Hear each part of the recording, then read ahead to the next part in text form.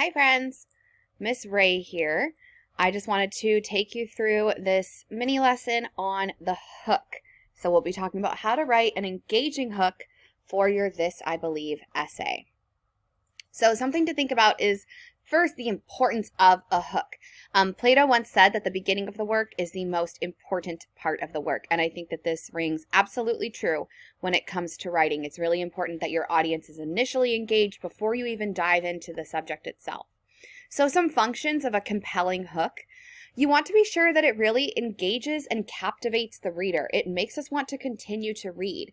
It's giving me something that's going to pull me in right from those first couple sentences. It also previews the topic of the belief statement that you're going to have without being too cheesy, too obvious, or too belabored. Hooks should be relatively short. You don't want it to take up too much of your essay, but you do certainly want it to be effective. And it's definitely stylistically and thematically aligned with the rest of the essay. So you want to keep that in mind as well. So where to begin when it comes to writing your hook? First, you need to consider your belief statement.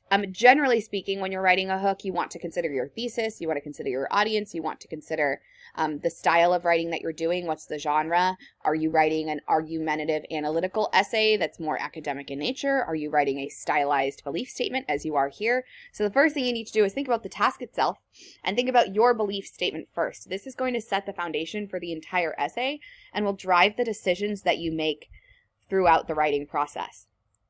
Once you have your belief statement, think about how you could best introduce it. Based on that belief statement and what you're going to put in your essay, how could you best preview it for your reader? And then you're going to choose the strategy that will best fit that purpose and that will cater to your specific audience. So there are quite a few different strategies here. I'm not going to give you all of them, but I am going to go through 9 different ones. This first set here is adapted from Dr. Willis from 2018. So one of the strategies that's commonly used is to find a quote. Often these are philosophical in nature. They should be from someone well-known and something that really relates to what you're talking about. This isn't the time to find an obscure quote from someone no one's ever heard of, because then the reader might actually be distracted of, wait, who's that? And why does that matter? And what does this mean? So it's typically best to keep with someone who is well-known. Another thing you may want to do is make a poignant statement. Open up with something that's interesting and thoughtful. Try to avoid cliches and to be clear and succinct. You could also use an analogy or a metaphor or another figurative language device. We're going to look at an example, a metaphorical example that uses personification later on in this presentation. Be sure that your analogy or metaphor is understood by the audience. It's not too obscure. And please do use your own metaphor. This is not the time to take someone else's metaphor, especially in a stylistic essay where we are looking at your ability to use devices. So if you are going with this route, please make it an original one. All right, some other options that you might want to use. You could present a paradox. So a paradox is an absurd or contradictory statement that oftentimes turns out to be true. These surprise the reader. It makes them think about something in a different way. You may want to use a definition. It should be original and in your own words, especially when it comes to this I Believe essay. This isn't necessarily the time to say, according to Webster's dictionary, right? Think of a definition in your own words, and we'll see some examples later on as well. It should be connected to the belief itself. So be sure if you're using a definition that it's connected to your specific belief. So for example, a definition of belief would maybe not be the way to go. However, if your belief statement is that you believe in dreams, perhaps your own definition of dreams and their meaning would be appropriate. A really popular strategy in the This I Believe essays is to write an anecdote. As I was actually digging through my student work from last year, I found myself sometimes struggling to find hooks that weren't anecdotal. Anecdotal hooks are really popular with the This I Believe essays. If you are doing anecdote, please keep it short. It shouldn't be more than 3 to 4 sentences. You don't want to belabor the issue too much. Don't exaggerate either. It should be realistic so that it draws us in and doesn't instead distract us. And while your essay is written in the first person point of view, you may choose to write the anecdote in the second or third person, depending on the style that you are going with. And then you would go into the actual belief statement itself. You may want to present an aphorism. This is a memorable expression of a general truth or a principle. They're brief statements. They avoid flowery language. Perhaps you ask a rhetorical question. If so, please be sure it's thoughtful. Rhetorical questions that can be answered with a simple yes, no are not nearly as effective as those that really make the audience think. Even better, a series of rhetorical questions that build upon themselves to help really engage the reader and get them thinking. These rhetorical questions you would expound upon further in your essay. So that means that they come back, you revisit them. At some point, the answer is going to be hinted at. It's not something that sticks apart as a totally disjointed piece from the rest of your belief statement.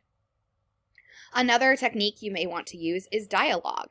I know that you've seen one model essay that opened with dialogue. Mrs. Andreasen Parkins walked you through that. We had disjointed dialogue in that case. It's almost like overhearing snippets of conversation. You may want to include direct dialogue in pieces of conversation as well. It's up to you, but dialogue is another interesting way to open up these belief statements. So there are some things that you certainly want to avoid when it comes to writing the hook. Please do not explain your belief statement. This isn't a place to give us a detailed explanation of exactly what you'll be writing. It should be more nuanced than that. It should lead to the belief statement instead of being the belief statement itself. And then we get to that belief statement after the hook. And please do not give an explanation to your audience of what you are going to do. I'm going to tell you why I believe, or I will be writing about, right? Those are not effective introductory strategies. So please, in the name of all things holy, don't do them. So here's a couple introductions to consider. Look at how ineffective this is. And then I'll give you an example as well that takes it in a different way and actually hooks the reader and gives us a more stylized piece. So this would be for an essay that is mostly explanatory in nature. So in my essay, I'm going to tell you about the importance of an introductory paragraph. My first reason introductory paragraphs are important is because they include important information to guide the audience, such as main ideas and thesis. My second body paragraph will tell you about how the introduction functions as the outline for the reader to know where the writer is going with their ideas. Third, my final point is that introduction paragraphs engage the audience by including a hook, because without the hook, the readers will not be interested in the writing.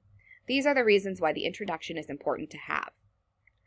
So this example introduction for an essay on introductions, which is like, we're getting in the matrix here with this, but it's really formulaic, right? First of all, it announces what it's going to do. I'm going to tell you about, and then we have really formulaic language. My first reason, my second body paragraph, third, right? These are formulaic sentence stems that we want to try to avoid, which is part of the reason that we start you in beginning comp with creative and reflective writing, so that you're able to really develop your own style and your own voice as a writer, and we're trying to break you free from those formulas that perhaps you've used or relied on in the past. Now consider this. According to many writing experts, the introductory paragraph is considered to be the most difficult component of an essay to compose. Introductory paragraphs include vital information to guide the reader. Additionally, the introduction works as an outline of the writer's argument. Another important role of the introductory paragraph is to include an engaging hook to entice the audience to continue reading the composition. Therefore, writers should craft strong, detailed introduction paragraphs because this paragraph is the seed from which their writing will grow. So as opposed to the other example, here's a much more stylized introduction paragraph that includes a hook, right? According to many writing experts, the paragraph is considered to be the most difficult component, so we start with an interesting fact. Also, we still have transitional language. We have additionally, we have another, we have therefore, so we're still guiding that reader without saying first, second, finally, third, right? And notice that we end as well with this delightful metaphor. The introduction is the seed from which the writing will grow. So when we're looking specifically at the This I Believe essay, I want to show you some samples from students that I had last year in beginning composition and how they approached these various hook strategies. I'm not going to give you examples of all of the hook strategies, but I will give you quite a few. So here's a student sample that uses dialogue. So this is kind of similar to what you saw in student sample number 1 in your annotation activity. So it opens, truth or dare? Truth. Who's your crush? Not telling. Secrets are like bacteria. They start small but keep growing and hurting until help continues to be sought. They grow and consume with stress you tell somebody, and then you start to feel better. When you confess the secrets, the stress of people finding out won't control my life anymore. I believe in telling secrets. So if we're just looking at the hook of this essay, right, we start with that dialogue to introduce this idea of secret telling. So the dialogue is tying into the belief statement itself. And notice that she also has a nice simile there. Secrets are like bacteria, right? So we open with the dialogue. We then move into some metaphorical language. We're leading to that belief statement. Here's a sample that uses an anecdote in the second person. So while the rest of Luke's essay is going to be written in the first person, his anecdote puts the reader in the position, almost like a choose your own adventure. We don't often see second person narration anymore, but it's a good opportunity to use this in the hook to put the reader in that position. You and your family are upstairs watching a movie. All of a sudden, you hear a window downstairs break. You start to hear footsteps, quiet as a mouse, running across the room. You put your kids in the corner behind your bed. You run over to the small gun safe next to your bed. You open it and take out your handgun. You hear the footsteps walk up one of your creaky stairs every 3 seconds. Creak, 1, 2, 3. Creak, 1, 2, 3. Creak. Right, so this second person anecdote is really putting the reader in that position of, okay, now I'm engaged with what this belief statement is going to be about. It's going to be about protection. Here's an example of a first-person anecdote. So much like the rest of the essay is written in the first person, Travis used his anecdote in the first person as well. So we're learning narration from his perspective.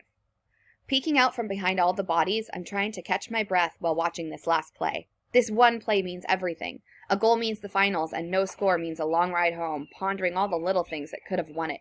I'm frustrated that I got taken out, but still feel the nerves bouncing through my body. As the left attack strictly plants his left foot in the ground and bounces off, the play begins to form. He takes 2 strides and pulls back the stick until he releases the trigger, pinning the top left of the goal. I run with the team onto the field, excited as if I were the one that made the shot. I believe in the sideline. Right, so we have this story of him sitting on the sidelines at this very important game. And even though he's frustrated he's taken out, the nerves are there, and he still gets to celebrate with the team, and he plays a part in it. So it's leading to that belief statement of believing in the sideline, which is then going to extend beyond just that one example to an overall philosophy on life. But he's opening it with that first person anecdote. Here's an example of a definition. So this is a definition that the student has put in their own words, right? We don't go to the dictionary and look up hug and say, according to Webster, a hug is. Instead, we have her definition of the hug. So Katie's going to give us the definition to then lead to the belief. A strong embrace, a gentle hold. Sometimes that's all you need. It can make you relax after a long, stressful day or make you break down with the love it surrounds you in. I believe in hugs. So an original definition, stylistically interesting to lead to that belief statement. Here's an example that uses a quote. You never change your life until you step out of your comfort zone. Change begins at the end of your comfort zone. Roy T. Bennett could not have been more right. When I graduated from 8th grade, I had a decision to make. My small class, just 14 graduating 8th graders, left the school. All my friends were going to the same school. I needed to decide between Pies Hills Academy and Vista Del Lago High School. The choice seems pretty easy, but I wanted a change. So I decided to leave my world of small classes and uniforms behind and enter the big wide world of Vista Del Lago High School. So instead of just opening with the quote with then a dash Roy T. Bennett, notice that she's included the writer as part of the conversation. Right? She gives us the quote and then she still gives attribution to Roy T. Bennett, but as opposed to it being just dash Roy T. Bennett and then her going on with the rest of her statement, she's almost having a conversation with that speaker by saying Roy T. Bennett could not have been more right, and then expanding upon this idea of leaving your comfort zone and embracing change. Here's an example that uses rhetorical questions. Notice as I read through this that we're not just looking on one rhetorical question. We have a few rhetorical questions in here and some transitions in between. So here's what Megan wrote last year. Have you ever felt that incredible feeling after finally stepping out of your comfort zone, that carefree feeling where you don't feel scared anymore?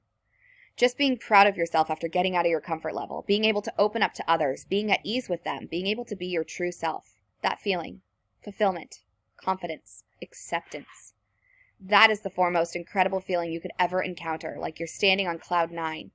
Wouldn't you want to experience that? So notice that we have not just one rhetorical question, they're thoughtful rhetorical questions, and we have more than one of them to help lead into that essay. And here's an example that uses a metaphor. Mirror, mirror on the wall, who's the ugliest of them all? I look in the mirror and all I see are my 2 boring brown eyes staring back at me. One of mankind's greatest creations. An emotion-provoking demon digging deep into your soul, pulling scars from the present, portending the future. So powerful it could turn your mood upside down in a single second. So she's using the mirror as a metaphor here. Talking about, and we see nice personification here as well, the fact that the mirror is a demon that digs deep into your past, right? The mirror turns your mood upside down. We also have a bit of paradox here. When we hear mirror, mirror on the wall, we immediately think who is the fairest of them all. But instead we have this flip, who is the ugliest of them all, right? That really helps to drive into that, the demon of the mirror itself. Here's an example as well of paradox. Impulsive, they change their minds in a heartbeat. Unreliable, they avoid responsibility. Two-faced, you never know if they're sincere. Dishonest, they probably just lie for fun. Careless, they only look out for themselves. They go on, a never-ending hum. Geminis. They talk about our split personality, how we're like the roses which bloom during the Gemini season, the late spring. We have our own soft petals and sharp thorns. I've always rejected these notions. I was ordinary as the guy next door. The date of when I was born meant nothing. So taking these stereotypes about the Gemini, right, and then presenting the opposite side of it. Also notice what she's doing here stylistically, right, really effective. So as you're composing your hook, you certainly want to think about the style as well. Here's an example of an aphorism, like a brief statement that turns out to be true. It's a fact. It's typically not super flowery in nature. However, it does reveal something about kind of the human condition. So life is understood, but never loved more and more. The human contemplation reaching out to a vicious ocean, yearning for answers, yearning for control. A young boy takes a glance at a glass bottle on a beach, alone, and picks it up.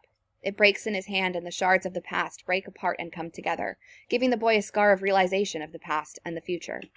He knows what he has seen, life, all of it, binding together and flowing around him like a tide pool at the beach.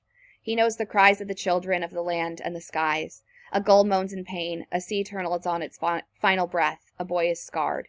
I believe in waves. All right, so opening up with that aphorism, life is understood but never loved more and more. And then he gets into all this beautiful metaphorical language to introduce his belief statement. So these are just a few examples that hopefully help you to kind of grasp the different hook strategies you may want to use as you go through and read student samples this week. And also if you dig back into that This I Believe website, pay close attention to the hook strategies that the writers are using and ask yourself if these strategies are ones that you may want to use as well. All right, thanks so much.